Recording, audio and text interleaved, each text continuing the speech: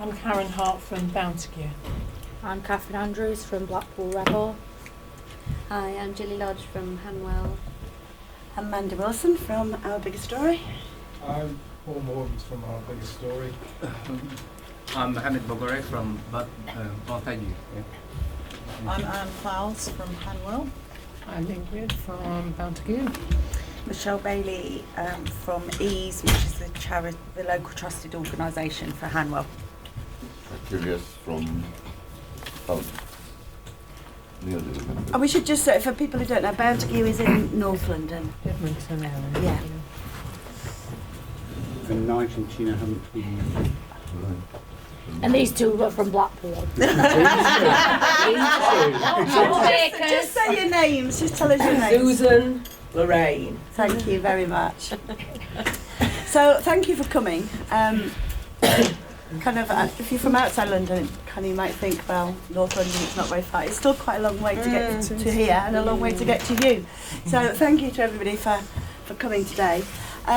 What we're planning to do, Angus has explained that the Hanwell film isn't quite finished.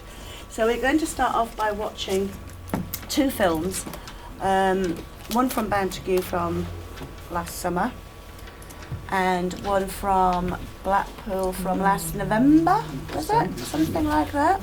Plan consultation meeting, that was Yeah. in December.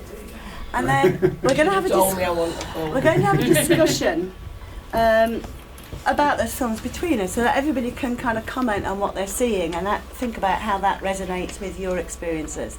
Angus and I will kind of play a facilitating role during the afternoon, so we've got some prompt questions because we know what some of you've got in common. Sometimes you've got something in common, you do things similarly, but sometimes, like community hubs, you've all got them in common but you do them quite differently, and we thought it'd be really interesting to hear how the different models work and see what we can learn from each other. So we'll kind of prompt the conversation along a little bit as we go through the discussion following the films. What we're then going to do is just to spend a little bit of time looking at this. As everybody see, you might have seen a colour copy of this. We sent colour copies to every area. And this is the summary report of all our learning from working with all of you from last year. So there's a few points we'd like to kind of just talk to you about in there and what you think's useful to have in terms of feedback from what we're learning. And then we'll spend a little bit of time just talking about what's going on in each area and what's good to capture through different kinds of media, whether it's photographs, whether it's film. Ingrid's done some presentations around the Green Spaces work that you've been doing. And maybe at that point, Ingrid, you could talk a bit about, you've done it as a presentation, and that's great, and tomorrow we'll put that on Our Biggest Story website. So we can kind of capture what you're doing and how best to, sometimes it's good to make a little podcast, sometimes it's good to make a film with Paul, sometimes you might want to make a little film yourself, just how you capture different kinds of stuff. And then finally, we'll just go around and any kind of brilliant news or sad news or anything to do with Our Big Local from the last month. In one sentence, how would you sum it up? So that's the kind of what we're going to do this afternoon. Angus and I will keep prompting, facilitating as need be. Is that all right with everybody? Okay.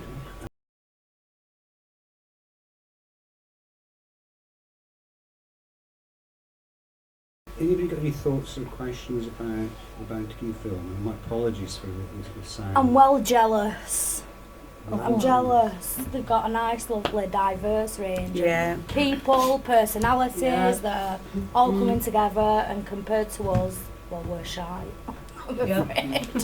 What's interesting about watching that now is that I know pretty much everybody's life story since then, and to look back there, it does feel like history. Like, They've come a long way since. Yeah, I mean, some of them have had a few challenges, but some of them have had some real successes, and it's just so fascinating with the project to think that in a year there's a whole what's happened. Others, everybody's got their own story moving on. Because maybe one of the things you couldn't hear on there was quite in the beginning. There's a woman who talks about being quite lonely. and then getting involved Sylvia in your community Yeah. hub, Mm. and then people talk about it being like a family and. I've not seen it Hopefully. before. Can you explain a bit more about it? Yeah, so the film was actually made at it was a kind of summer carnival festival, wasn't it? And Paul went and interviewed lots of people who were there. So there are people who talk about being in the area, not really liking it much because they didn't know many people. And then when you saw the inside shots, that's in their community hub. Yeah. And there are activities there all the time, and you can just call in, drop in. And some people, so I think you talk about the coffee mornings that happen there. It's actually at the hub. That venue there was Westbourne Hall, where Oh, we right, have okay. our afternoon tea and our festivals up until that year. But there is a shop.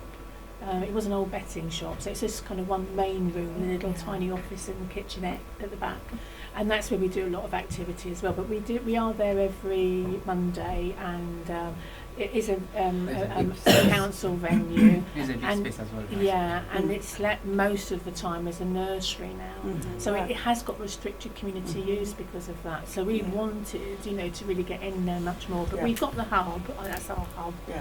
But this is one that we hire actually out on a weekly basis. And I think you're right. I think what comes across from the film, without having to say anything, is the diversity of people in the area, but everybody coming together in different kinds of activities. That's kind of what you get from the film to some extent, isn't it? Yeah. We're predominantly white British, even though we have a diverse community. We can't seem to get anyone else We to are engage. the workers. Yeah. That's it. We're the volunteers. We do And everything. we do try very hard to get people involved. It's falling back on the same people continually. The other thing that we've done as well, I mean, we were struggling before in the early stage that we didn't have enough people, diverse people. But the good thing was, I mean, now I think is we've done a lot of outreach to the community. We spend a lot of time and leaflet and volunteers.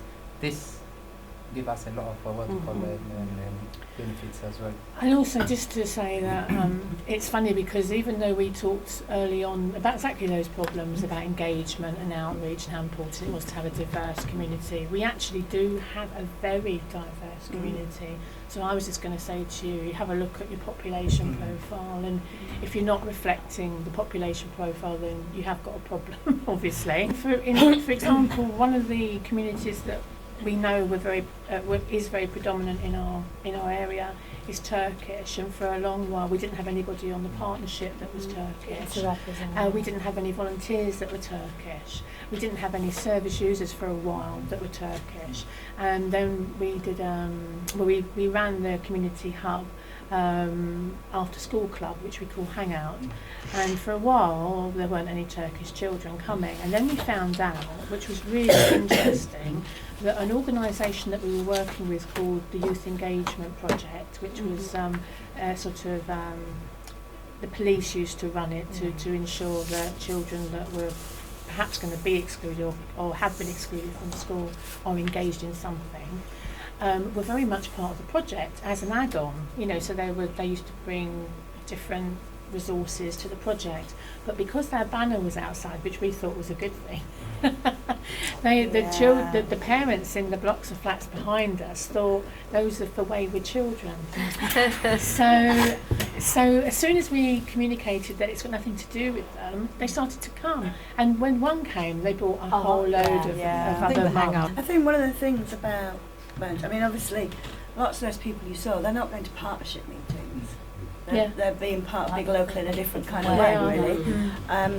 But also, you have done lots of outreach work, so you've invested in Bounty in staff, in paid workers, rather than any projects, really.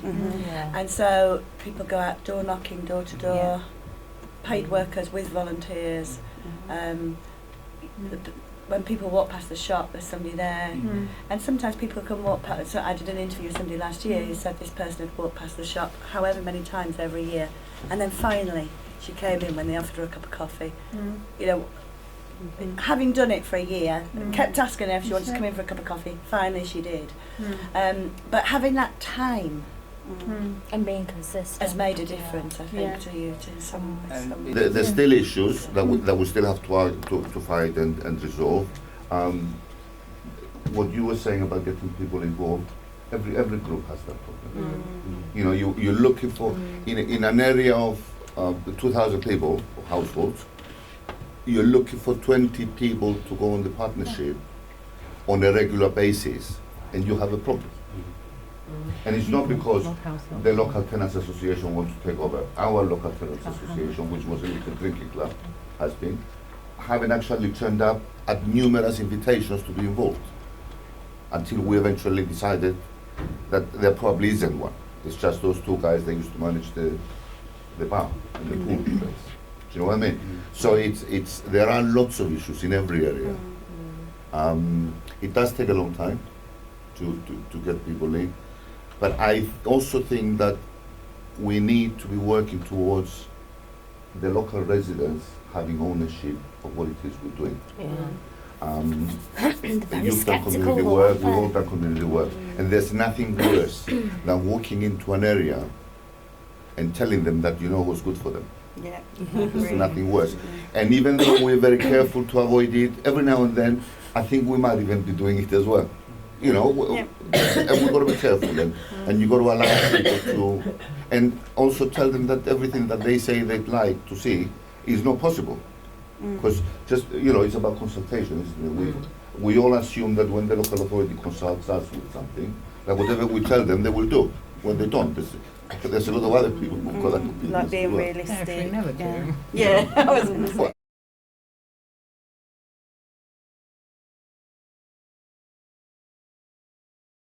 The thing that struck me about that meeting was head-on. People were taking different views about, well, there's drug and alcohol problems around here, and the solution is getting them off the streets.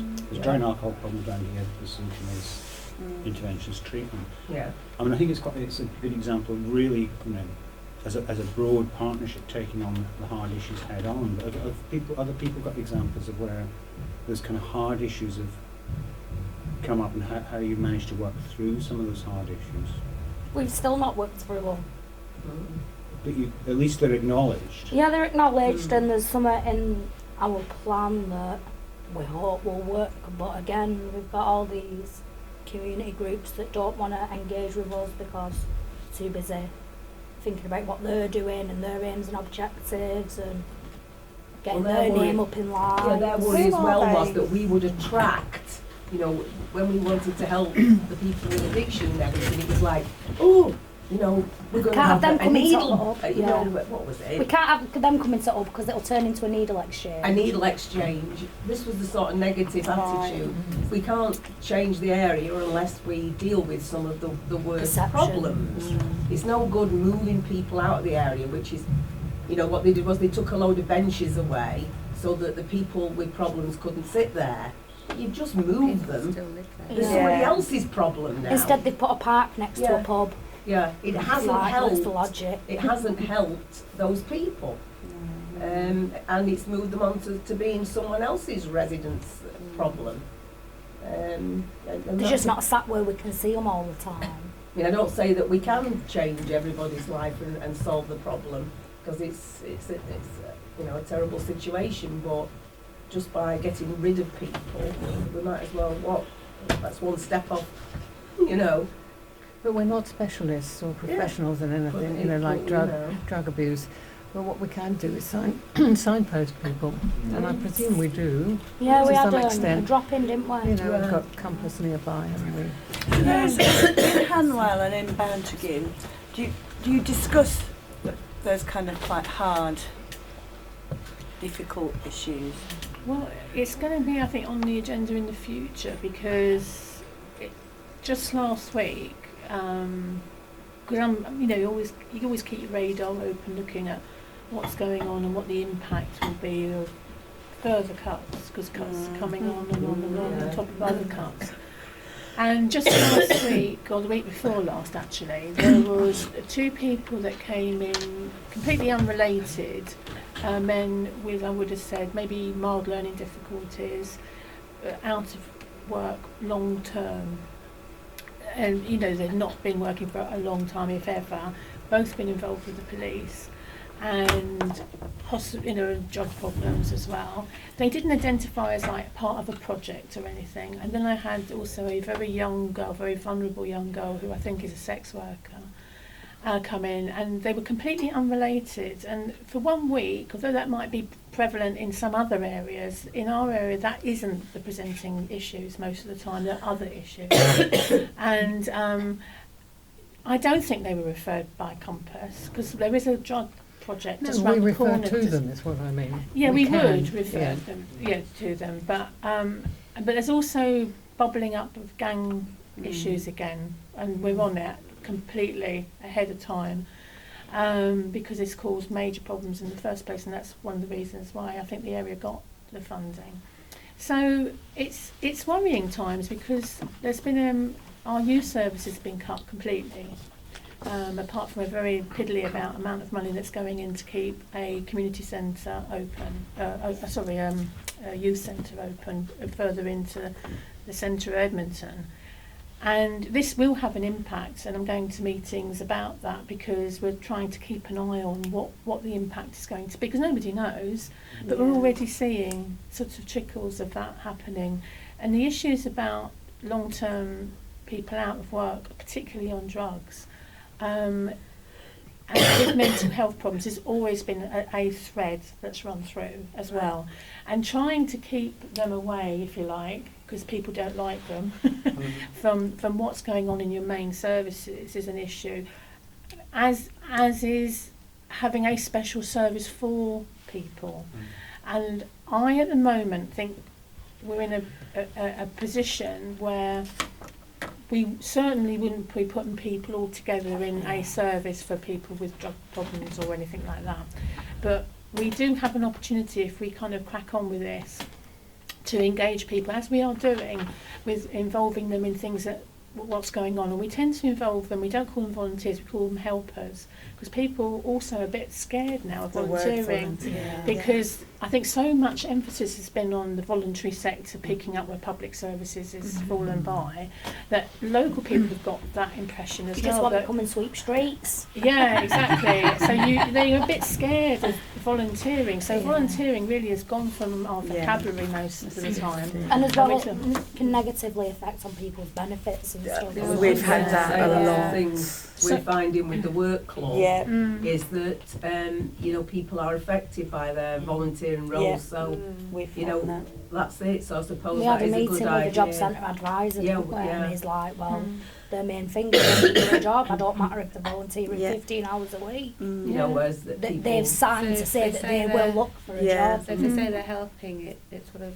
avoids it makes that. it easier as well, and if they fail to turn up, they don't feel so terrible, so they're more likely to turn Not up. so committed to Yeah. regular things. So we've talked to them, the two chaps that were interested in the gardening. One's already started, and the other one's going to be volunteering at the community festival. Ideally, we hope he comes, but he'll be phoned up to come, and there'll be training beforehand. And the young woman we've got in touch with, with the police and homeless shelter and all sorts of other stuff that's going on with her. But it is weird in 1 week to have 3 quite difficult cases all of a sudden, and I'm just thinking, whoa, these are things that we aren't really equipped, as you say, we're not specialists, but it's really, I think you do need to think about how you respond, and I at the moment wouldn't be saying we should set up a special project or refer them all. It's about engaging them in, we do refer them where they where we know that they will get benefit. But there's quite a lot of food banks actually around, and we've got those opportunities to do that. Housing's a major issue. What about in Hanwell then? How do you pick up and how do you confront some of those more difficult We do. issues? We have set up a mentoring project through our biggest issues. There is gang culture, but it's more sexual exploitation. So we tend to, obviously that's a police matter and we refer relevantly, but we've set up a mentoring project, and then the mentees become mentors, so it's that sort of cycle. But we've been quite lucky because the estates around here are getting regenerated. We've tapped into that funding, regeneration funding, so our youth clubs are continued. We've got 3 very local ones. They don't mix though. No. Yeah, they we've got a don't problem with that, haven't we? Yeah. They go Youth to their groups, one but yeah, on their that's estate it, and that's it, yeah. I was thinking about that when somebody said about doing a trip on a coach, thinking could we do this, the youth clubs to do a trip we've together? got one Would that- next week Yeah, make going them up mix to them, Fort wouldn't it? Park. We're going to just force them. You will have fun. You will. Do we also need, we talk a lot about rebuilding communities and reinventing communities and stuff. But do we have clear definitions of what it is that we're looking for when we talk? You know, when we talk about community, you refer to their communities. And I had an experience a long time ago when I was working with the radio project. And the concept was to set up community radio, which in our heads meant you go out to the community and you support them and they make their own programs, and then they transmit them, right? And we had a fantastic group. There was about 8-9 ethnic minority organizations, from Arabic to Italian to Cypriot, Greek and Turkish, and lesbian and gay group, women's group with disabilities. And then when eventually I went to the Greek Cypriot group and we were talking about that, trying to explain to them what we meant community, they said, oh, we're just going to do radio for the Greek community. I said, no, we're not just going to do radio for the community. But do you understand what I'm saying? Everyone's perception of community is different. So we're talking about small communities. Karen talked about in our area, we like to think we represent as many of the smaller groups or minority groups or whatever we like to call them nowadays. They've gone through being called so many different names. And each group feels their community, and part of our job is to try and get them together, is to try and give them or provide activities or provide issues that they feel they can join in. And one of our big successes, even though it's not something you go and make big fuss about, has been the keep Mount Tagu clean. When people talked about we want to keep the streets clean and we call a meeting, we didn't have enough space to put the people who came. Now, we couldn't resolve the problem, obviously. We took steps to get some people that did a lot of work with the council and try and get people involved in whatever. But in reality, all of a sudden, they were interested. Can I ask, because it's something that came up a bit earlier about concerns about what's going to happen with the next round of cuts. I mean, how much pressure do partnerships feel under to pick up what we're paid for local authority services? I'm thinking about other areas we're working in where I try and steer away from that. Whenever anyone brings it up, I just say local trusts say we can't fund it. The police should be funding that, or the council should be funding that, or whoever should be funding that. That's not our job to pick up. No, but should be, isn't the same as actually what's happening. They drop off. You know, I mean, in Enfield, the council is really we're working with struggling. and some of the others where basically in one area they've picked up the local authority small grant scheme, and it's doing some, you know, at a local level that small grant scheme is doing some really good stuff, but is it really the locals' job to do that? In other areas, people are really feeling under pressure to pick up cuts to, you know, particularly youth service and particularly play services. Youth and play services. A lot of what Big Locals are doing is actually what would have been funded before through the local authority. And people see it as a need. So you want to do it and you think you can do it, and actually sometimes you might do it better than it was run before. But at the end of the day, it is picking up a service, because if it, you know, that's why you're needing to do it. I was just thinking, going back to what you asked was, you know, what are we focusing on it? I think the thing is to keep a watch of it. I think at Bounty we're very aware of changes, you know, because they affect, it's like a domino. I always explain it is like a family, and everyone notices, and it's kind of up to everybody to think about, and I do think, not being negative, but I do think there will be an impact of cuts in services, And the provision of services that were funded before were mostly in Edmonton or Enfield town further. The reason we've got the money is because of where we are. So we're still providing for people that didn't usually access those services. Right. So I don't see it happening in quite the same way. We're actually providing services to children often that are transient. You know, they come in with maybe parents, but they'll stay maybe months, a year, 2 years, and they'll be gone again. There's all sorts of reasons for that. I don't know if you want to go into that at some point, but there is a transient community. And the people that stay there the longest, obviously now are mature and they don't need those youth services. But where the kids were able to travel to other services, then they won't have had, they often didn't go actually. I mean, we've got Lee Valley Athletic Centre, really probably 20 minutes walk. And most kids you would have thought would go there. Years ago would have gone there. But kids don't sort of tend to travel or walk. So we're just trying to get the kids there. The issue there is obviously you pay. I mean, there is no Olympic legacy other than the building. I know. You have to pay for everything. So that's going to be the issue going forward, is where, you know, where there is opportunity, how do they get it? Because there's no money to get them into it. With regards though to picking stuff, we're saying we haven't felt it, but I heard the word signpost earlier, that we signpost people. Where'd you signpost I've to known of 2 cases outside of Bountigue where people were referred to Bountigue, and I felt, is that because we are brilliant, or is that because this service has disappeared from the area? You know, and one of the people was in community house, which is the hub for all the voluntary community sector. You know, it was the pride of the local authority. So many groups up there, but they've had the cuts. I mean, they finally lost a lot of their co-funding this year. See, a similar thing we mentioned when we had that churches meeting, didn't we, about the job club and the job centre advisor with and people who had been to the job centre to sign on part of the work. We get that. You must go to this church and you must do this job search and this CV. And the woman were like, well, that's not my job to do that. I know. If you're sending 20 people in here and it takes me an hour to do one, I've not got the time. We're so finding you stop asking your advisors to send them down we're like getting that.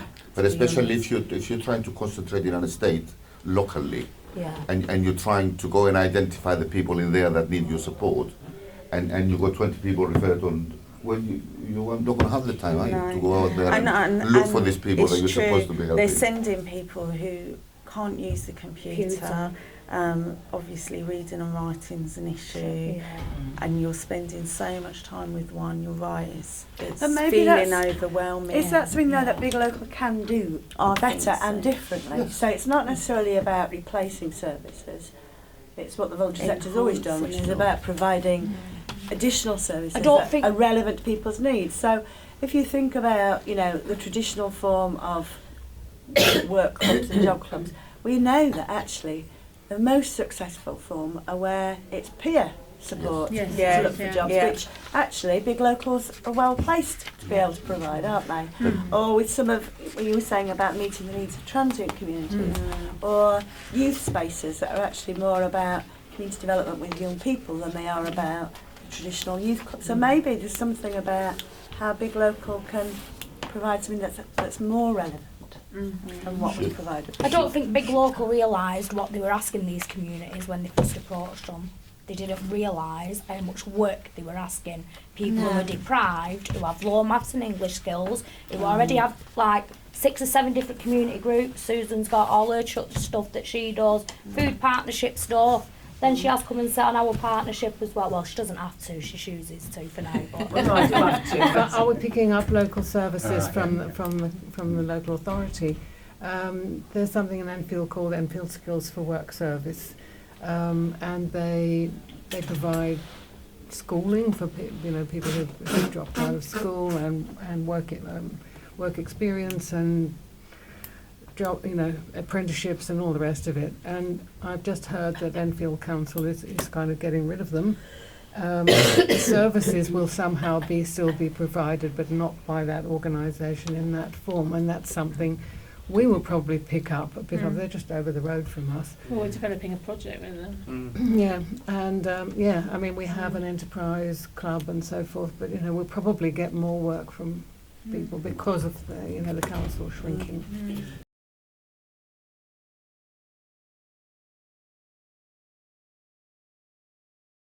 I mean, this is the sad thing that a lot of times what bothers me is, I mean, what I do is run a soup kitchen, and I accept the fact I'm part of the food partnership and everything, but I accept the fact that what we do is just meet people's needs. On that day, whoever they are, and we've been doing it for all these years, we're just meeting needs. We're not moving anybody on. We can signpost them, we'll do anything they want, we can try and find them housing, we've done it all. But we're not actually making a huge difference except for meeting people's immediate needs and desperation. Yeah. But I find sometimes that when people, we've got no money at the church, but when you find people that get funding, they've got to really make out that they've done something. And when you know that it's not really the truth, I find that very disheartening. Don't try and pretend that you're something that you're not. Yeah. I just want to say something, because there's something invisible also in the way that big locals work, I think, and we all might know what those are, that don't ever get really recognised and talked about, and that is the way that we work, and what actually happens and what is possible in reality with the people that are there. And if you don't recognise that, then you can't actually look at it and research it. So it sounds a bit weird to say it, but that definitely is an aspect of where I'm working, is about recognising that you have a plan, that you've consulted on the plan, that you've got new direction, got new focus, tweaked priorities perhaps, but pretty much the same, which is great. So you feel that you're on the right sort of mission. But then it really does depend on the wider environment, what's happening, with cuts to services, there is that. But it's also about what local people bring. So if local people might need something, but actually what they want is something different, that's interesting. Yeah. So, for example, the over 50s, we all thought there was going to be these isolated people, and they might be, but they've actually got quite used to being isolated, unfortunately, and they see that's quite normal. And they might not want to be isolated, but they it's like a double-edged sword. They're too proud to say that they need anything, and you set up a service and they don't come. So what do you do then? So do you make them come? Things evolve to actually pick up the needs that present themselves, and it's not making a need, it's actually addressing a need how somebody wants it answered. So some of those things are almost upside down and on their head, and you set up a way of doing it and you actually find that nobody wants it quite like that. And it's about being responsive and not meeting everybody's needs. You're not there to be able to do everything. Nobody on this earth will be able to do everything that people want, but some of these things are hidden, and unless you recognise that it's not going to work unless you recognise these things, and you've got like your volunteers or your helpers and your staff and the partnership recognising those. You can't actually put your resource into that. There's also expectations, like some parts of the community, and I will say ethnic communities particularly, expect different things, which is really interesting as well. And also like the Turkish community, for example, when we first set up, were like, well, we're okay, thanks, because we are a community. We don't need your community. And I said, no, this is the community, you're part of it. Big community. Get involved in it. And that's been interesting. But what they might want is, or might not think that they need that interconnectivity, but we need them to be interconnected. Our children need them to be interconnected. So there's different wants from different people and communities. And what we've got in our area is the working poor. And I mean, boy, are they working hard. And that's why they're not there a lot of the time. Is that when I spoke to the mums, often the mums, sometimes and the dads, but I didn't speak to so many dads at the school, primary school, they had 4 or 5 jobs. So they were going to work, dropping the kids on the way to work, picking them up after they'd worked maybe 2 jobs, coming home, giving them tea, if there was a partner or a grandparent, leaving them with them and then going to work again. Now these people would love to help because they really do feel that, you know, Bounty is a great thing, but they said we can't do it. We can't come out in the evening and come back, you know, and do stuff, but we could do stuff maybe at the weekends or something like that. So that was a big awakening for us in our area, that there's a lot of working poor and they're often worse off than they were on benefits. However, bedroom tax has kind of killed it where we are. Decision making about, so I just want to say, is that all right if I've just finished this? Decision making about having people involved in the decisions, and you've made lots of comments about that, and we all have, you know, about how do you engage people, and having them, because I'm a worker, so I'm really, really careful that people don't think it's coming from me, because it would be just driven otherwise, and that would be not what it's about. But older people and these invisible people and the people that don't always say what they want or even know that they need anything, it's about having them involved in decision making. And you haven't got to do that through the partnership. You can have that through work groups and we call them subgroups around some of the priorities. And they meet, they're helpers, and they say what do they think and what do they think Mrs. So and so needs on a Friday, rather than what we set up for like a budgeting system. And that's it, and wants and needs being different. I thought that was key, really. Yeah. But people don't know what they want. They didn't need us supporting or supporting. But They do. Because they don't, because they only know as far as the mind thinks. Yeah, it's what's possible. They it. don't know what's possible. So if they've got used to living on their own, I mean, it's a good example, this project, because I think probably every big local, you know, with all the statistics that came out from Age UK, saying, isn't it terrible, all these people living isolated lives, and they're all lonely, they would have done it much sooner than they would have done otherwise. A lot of the people that I've spoken to have got used to it, and they're very proud.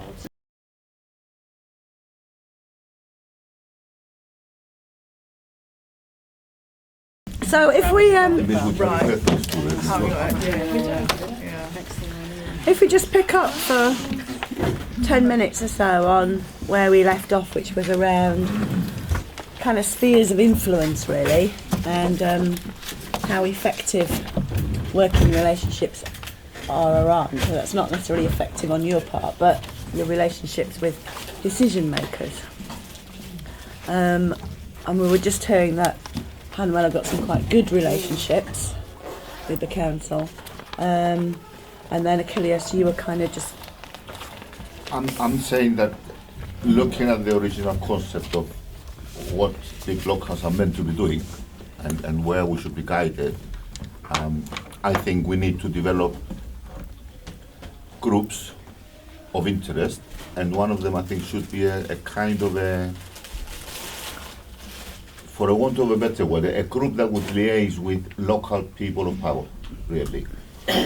So that you can negotiate about things. A group of professionals. Well, I think you're talking about lobbying, kind of lobbying. We're talking about lobbying, and also I'll bring an example.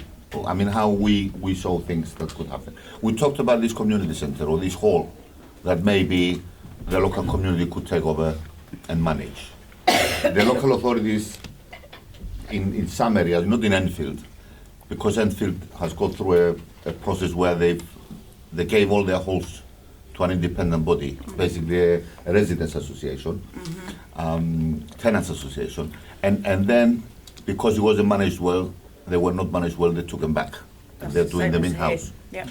But there are local authorities who try to get rid of those assets because they're costing them to maintain. They need staff to manage the bookings, and I mean, I know we're saying 10, 15, 20 pounds an hour is a lot of money, but if you got two officers to manage them, then somebody has to pay for that. Yeah. So it's their way of. So we could easily negotiate a situation where maybe we can manage it. Maybe partly with paid staff, partly with volunteers. You could do that. We've got a piece of green in our area which is not being used. There's always a kind of a feeling that flies around among ourselves that say nobody uses that place. Maybe we can use it, but it's managed by the local authority.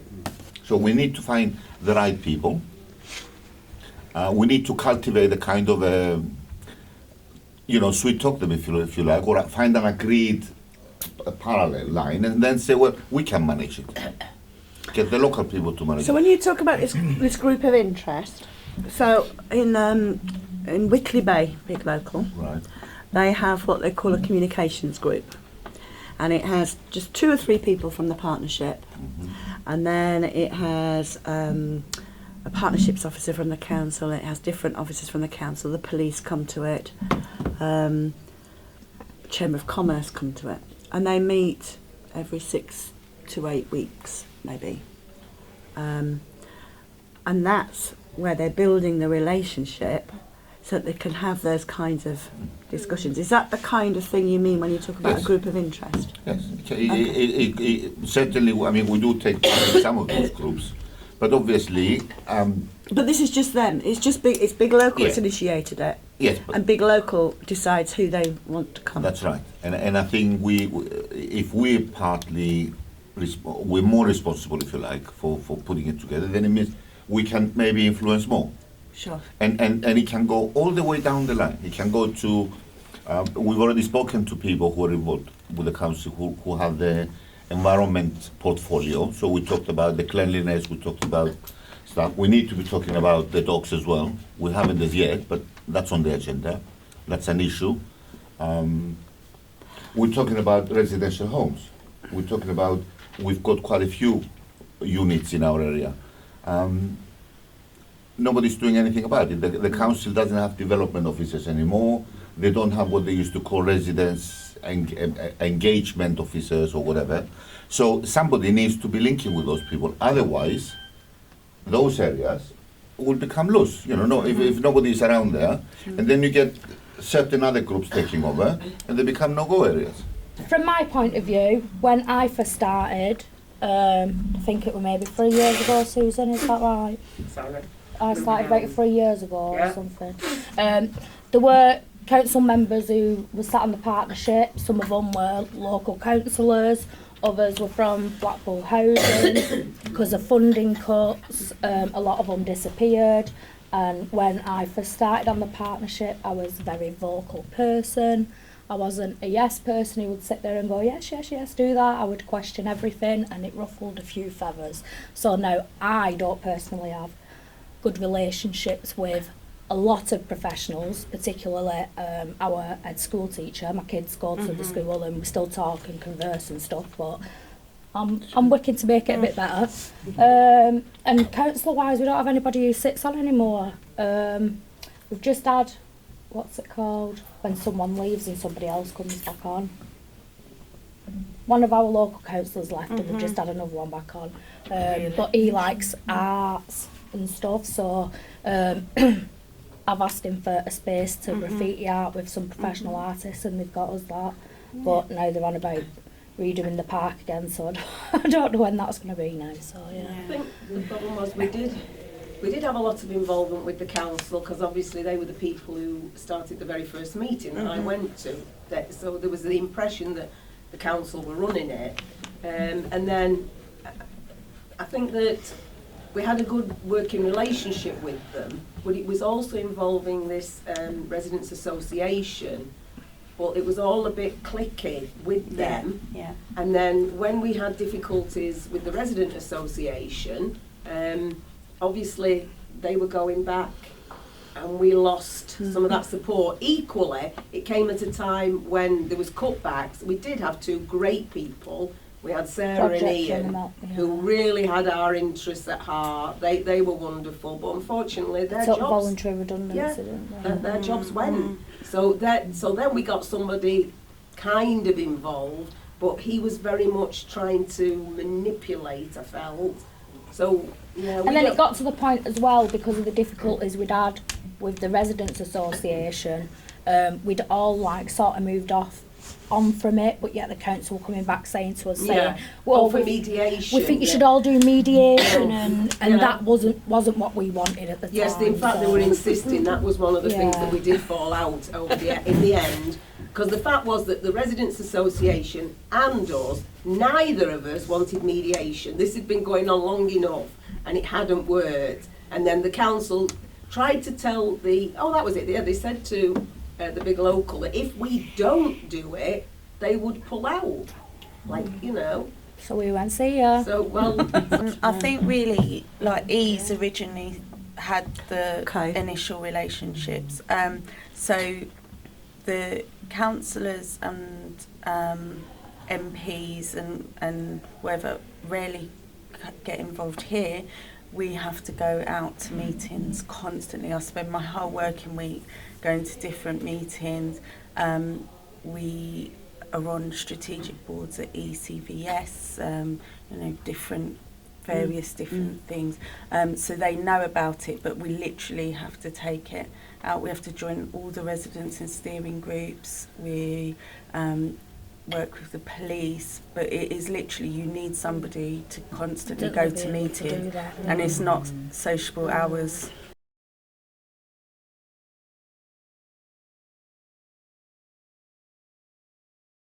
Sometimes you know you've made an impact because you mentioned earlier that when we had this meeting about the environment and we had 40 people turn up or something, then we knew we touched a nerve then.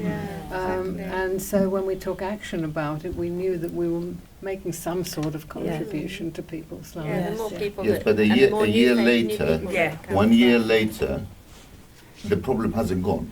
No. So we need to, we can see certain areas that have improved, other areas haven't. And we come back to, who was it that said, what you're doing is you're moving the problem further down. Well, but the point is that all the community talk about it now, in that they know that when a camera goes in there, the impact is down the road. So they're coming to a point where they're all thinking, how do you solve this problem? The council obviously always scratching their head about this because they respond to complaints that we also filter through to the council. So we've got, the point is, I think, in the connectivity that we've all had.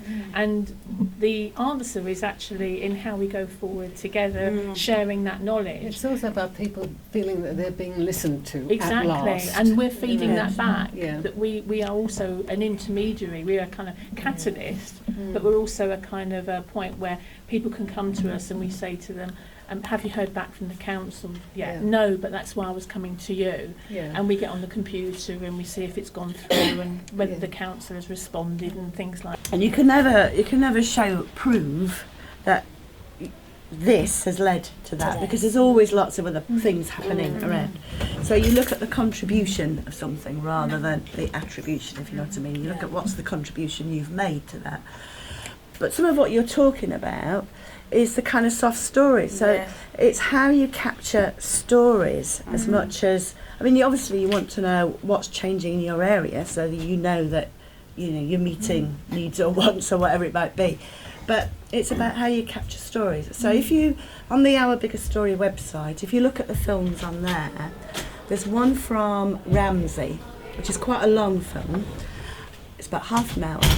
And it's 30 minutes edited from a 3.5 hour meeting where they were reviewing their plan. So you'll have to review your plan, and you've already done your review.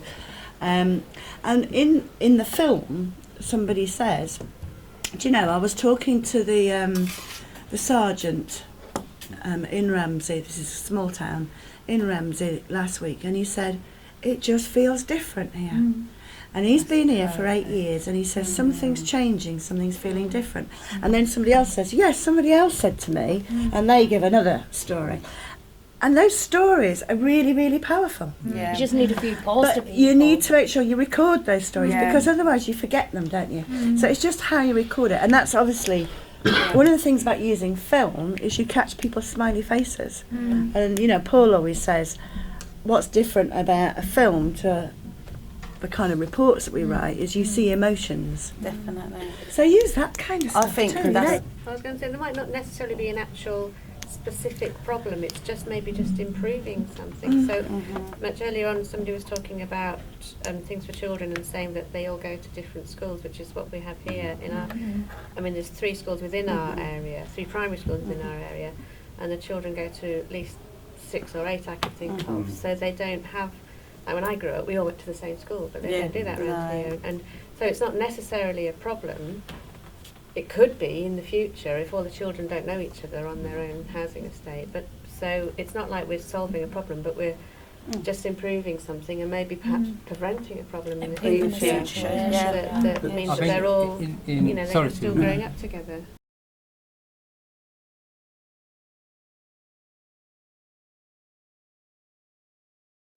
I don't think they realise the responsibility they were putting on individuals and people. Yeah. In these deprived areas, you don't just have the English and the maths that they're struggling with. They struggle with personal relationships. There's people with broken down crisis families. situations. There's mental health issues. There's the normal drug and alcohol issues. There's domestic abuse.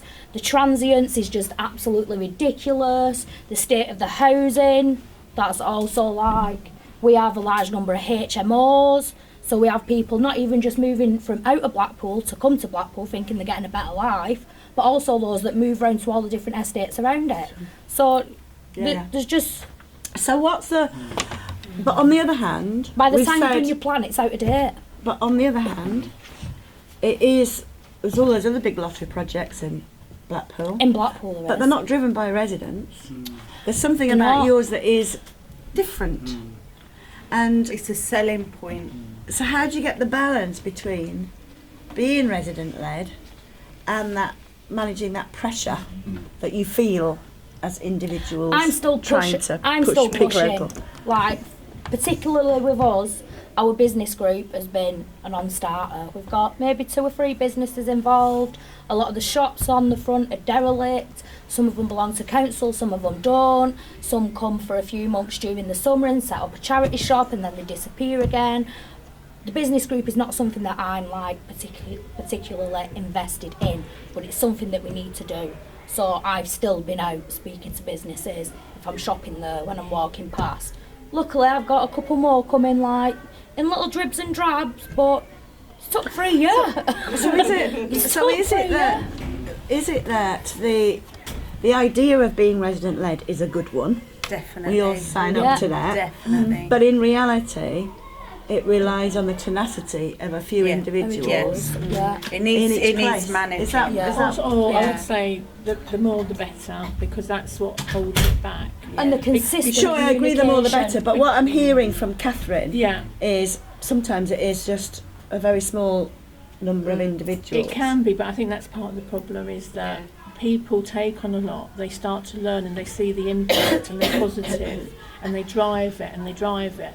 And then you can only get to a point with that number of people. You really can, because people are flat out doing what they do, and we're all kind of saying, oh, can't that person do more, can't there be more people? And we're always looking for more people, never mind the skills, Sure. just the people. And it's the people that want to take on that responsibility, and they tend not to want to take on the responsibility that you sometimes think, oh, they could do that, but if they don't see it themselves, they're not going to do it. And I am worried about the impact that it has on the few people that do a lot. And this has caused a bit of a, in the helpers particularly, the people that volunteer, let's say, inverted commas, that are doing a lot within the community, or their capacity is limited due to their health and their age. They feel it, they're very passionate, and they'll come in and they'll say, why isn't that plant over there watered? And you've got 101 other kind of more pressing things to do, but if that plant dies, that speaks volumes to everybody. And it's trying to manage, and it's not just me, I'm talking about the people themselves feeling that pressure. And I'm paid, you sort of mean, to feel that pressure and deal with But it. so what? So, like, we've got 2 co-chairs and vice chair from Bountigue, and you're active in Big Local here in Hanwell. So what drives all of you? What is it that? My kids. Sometimes for me. kids, yeah, probably. My kids. Yeah, Because my kids live in that area and I don't want them going out every day seeing someone drinking or smoking whatever on the street, and then they get to an age where that's the norm. That's normal to see that. That is not normal for kids to have to grow up in that. So it's my kids, my friends' kids, and all the kids I work with at church or wherever But so you know that there's a need and you're able, due to the funding, to make a change. And It's it's a bit inspiring. more flexible really than your average funding. Yeah. It is a bit more flexible and because it's chosen by the residents. I mean, initially, I suppose you have to do your, is it called short wins? What is it? Quick wins. Quick wins, that's the one. I knew it didn't sound right. We didn't have Short wins. We would have win whatever it was. We don't win a chicken dinner. but you could do. But you could, and it encourages the community, and then there's the buzz about it, and that drives everybody forward, doesn't it? The community and the partnership. I think that And telling them that they've done that. Look at that, Yeah. you've done that. That's Creates a happened sense because of of pride you. in the Yeah. area. Ownership. to me, I see all those broken lives that we're dealing with right now, and we've been dealing with for 12 years. And I think it's wanting a way of breaking that cycle, and as Catherine said, so that the children, so it's not a never-ending cycle. And it seems very hard because we're looking now at teenagers who are in just a desperate situation. The parents have never worked, they're not working, they just don't have any idea of how life's supposed to be. So how have we're going to change that mindset? And so it looks like a huge problem, and I'm not sure how we do it, but it is. That's what drives me on, the fact that, you know, we still, I mean, just now, like, we've got a children's club and everything's falling apart because I'm here and everybody's not turning up, and it's just that constant carrying on. Just keep going, trying to solve something. You've got to encourage them that they've got to take a part in everything. But at the moment, what they are doing, what they're thinking and what they're saying, they have said to me that the council should be doing it. And even on this big local, you know, we shouldn't be running it. It should be the council. Well, why should it be the council? Why not get involved in stuff yourself and everything, like, you know? So we've got, you know, got to change the minds like with that as well. Mohammed. Yes, what I'm saying is, I mean, there's two things. I mean, when you see a place or a tree who die, and when you see a tree who is alive or somewhere is live, there's a feeling. You've got a different feeling, isn't it? So going to a place or passing a place flourishing, flowers, clean, so you have this sentiment of feeling, having lived or going and seeing the people, and from behind that scenery there should be a good people. But when if you go to a place deprived, I'm not saying they are bad, there's a feeling, it's impression saying, oh, these people or this area is dead. So that's the feeling that you need to create it as a visionary on your own, as a front staff. And secondly, you have to have what they call stepstone or stepping stone. Yeah, stepping stone. We're all getting our words. Yeah. So what you need, I think you mentioned, Catherine, about you had two lovely people. I mean, who have been redundant. You say, yeah. So those people, I mean, depending on how you can finance them, but those will be your asset. I tell them, mate, I'm going to drag you out of your shop if you don't turn up. Yeah. So you have to keep on having 3 or 4 people together as a crew, as a core.